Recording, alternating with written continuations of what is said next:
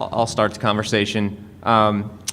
Mike, can you comment a bit about why short QT was removed from the international criteria? I've been asked that multiple times. Yeah. Because who cares?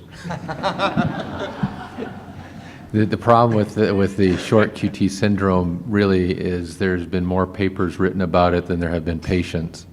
And so when you're dealing with an entity that is probably at best or at most a 1 in 20,000 disease, you have to set that cut point so low, otherwise the overdiagnoses of short QT syndrome in our athletes, who I had already showed you, athletes intrinsically have shorter QT distribution, QT intervals than the normal health population and then the abnormal, I'm not perfectly healthy population. So they're already shifted 10 milliseconds down to the left, and we just decided that any cut point would sort of become silly because you'd practically need to set it below 320 milliseconds. So it just was sort of an easy one to take off the list to make one less thing on the list.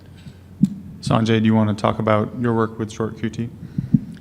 Yeah, well, we looked at, I can't remember the number, but it was quite a lot, 12,000 odd people. And we found that the prevalence of a QT interval of 320 milliseconds or less was 0.1%. But we couldn't really find any overt evidence of disease, even in this tiny group. And based on this, I think there is a line or two telling you what we would consider a short QT interval, but we didn't feel we wanted to emphasize it too much in the truly abnormal category in the absence of symptoms. John? Thank you. Great. Again, question about long QT. If someone has long QT, you get another ECG. And then if someone continues to accumulate many ECGs, which is probably the case before they reach you, I would suspect often, are you more concerned with how often their ECG appears to show that it's long-ish, or are you more concerned about the 1, 510 or 520, or just that actually has become a real issue for some of our patients? Yeah. No, I think that's a really important point, especially on this where it dovetails in screening. We've made it a practice in our 2 to 3 day evaluation for all long QT patients that they get a day 1, day 2 ECG. And anybody want to guess what is the average delta of their day 1, day 2 QTC?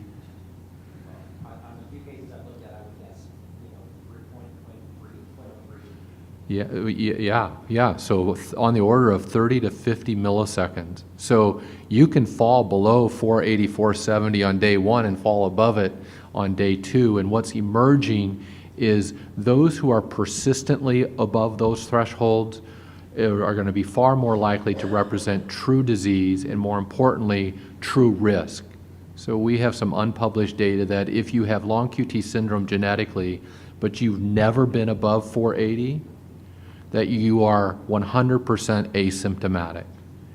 And so again, it gets at that screening issue of, do we have to identify every patient with long QT syndrome in a screening program, or should we have a mindset of identifying the at-risk patient with long QT syndrome?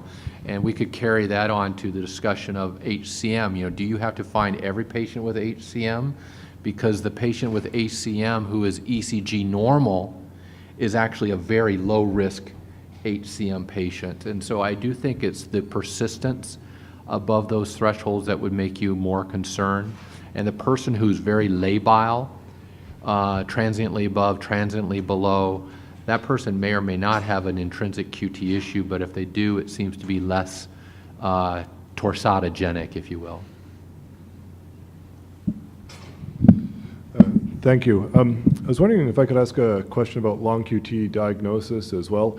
I work as a general cardiologist, and I'll see some referrals for long QT syndrome, and I usually stress test them for type 1, but I find stress testing challenging, to judge the QT, or you get messed up with artifact. So just wondering if you had any practical tips for stress testing these patients, if you change the protocol to do more ECGs, or if there's any other precautions that you take to try and increase your diagnostic yield? Yeah, that's a great question.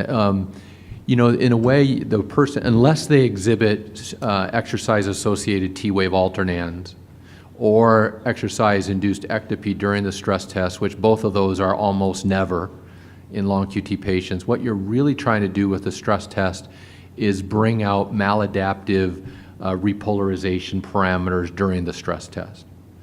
If people think of the stress test as being a long QT general test, it's really an unmasking of LQT1 test.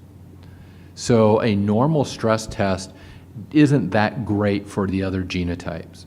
But it's an effective test because the most common genotype that can live concealed, that is a normal ECG at rest, is LQT1. So it's a really, really helpful provocative test, probably as good, just as good as an epinephrine infusion test. The key with the stress test is you could almost ignore the entire stress test and just look at the QTC at 3 minutes of recovery or 2 minutes of recovery or 4 minutes of recovery. The performance characteristics of the test is about the same, and that is if the QTC, because there the heart rate has decelerated enough that you get separation of the end of the TEV and the P, so trying to do the QT interval at peak exercise when you often have total TP infusion and fusion is just forget about it. So, but at 2, 3, 4 minutes, it's really effective. And that is if the QTC is above 470 at those recovery phase thresholds, you have found a person with about a 70% positive predictive value for LQT1 status. So if they were 430 at rest, but at 3 minutes of recovery, they're 470, and the further north they are of 470, the more likely you have caught LQT1. But you have to keep in mind, 70% positive predictive value means that normals can go above 470 in the recovery phase. So what I do with that finding is, let's say they cross that threshold in the recovery phase, but the genetic test comes back LQT1 negative. I quickly retreat then and call that stress test a false positive reaction. So it's a great test to catch it. That's where you'll catch it best is 2, 3, 4 minutes of recovery. And the line there is if they're above 470 at that phase. Thank you very much. Thank you. And final question. This is for Dr. Ackerman. You said that AFib and long QT syndrome are not seen together, or did I misunderstand that? No, I'm glad you asked to qualify that because what I meant to say is that it's really uncommon for you to catch a long QT patient in atrial fibrillation on their 12-lead ECG. Okay. So, but that is not to say that an atrial channelopathy or an atrial phenotype doesn't exist in long QT patients. In fact, we actually showed that. We published that about 10 years ago to show that long QT patients are probably at 10 times greater likelihood of presenting with lone atrial fibrillation than normal age matched patients. So there is an atrial torsadogenic phenotype that long QT patients might be more vulnerable to, but just from a screening ECG standpoint, if you happen to have somebody in AFib, that's not going to be, I've actually never had a long QT patient with an 12-lead ECG documentation of their atrial fibrillation. So it's just an incredibly uncommon coexistence from a screening ECG standpoint. And the same thing goes for wide QRS, you were saying too. Yeah, wide QRS, we've looked, we've have over 1,000 long QT patients in our program, and I think we can count the number with wide QRS on one hand and not use all 5 fingers yet. Okay. So concomitant bundle branch block in congenital long QT is really, really rare. Thank you. Have you seen it? I mean, This is Joe. a two-part question for Jack. For these young adults who have WPW and they have exercise-induced asthma, do you manage them in a different way? Are you more aggressive? And second, if you evaluate someone with WPW and they're low risk by stress test or EP, do you continue to follow them? Do they change? So I think I'll answer the second one first because it seems a little bit more straightforward. When they are low risk, I do continue to follow them, and most of the data shows that the pathway is going to become crustier or less brisk with age. And so, I'll see them in a year, and review the diagnosis, make sure they understand the importance of symptoms, and then probably space it out to 2 to 3 years, and then at that point, discharge them. That's just sort of my approach to it. But as I said, recognizing that the pathway doesn't usually get more brisk, it usually gets worse in terms of conduction. I'm not sure the exercise-induced bronchospasm, is that referring to WPW that is... They have two conditions. They have WPW and the fact that they're going to use an inhaler when they're exercising. Do you worry about albuterol? I mean, it's interesting. I mean, I guess I worry more about airway and breathing before I worry about circulation.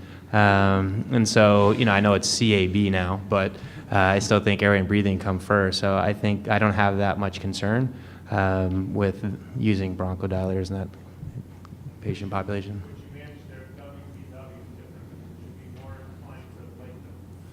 I guess I'm not a pro-ablationist.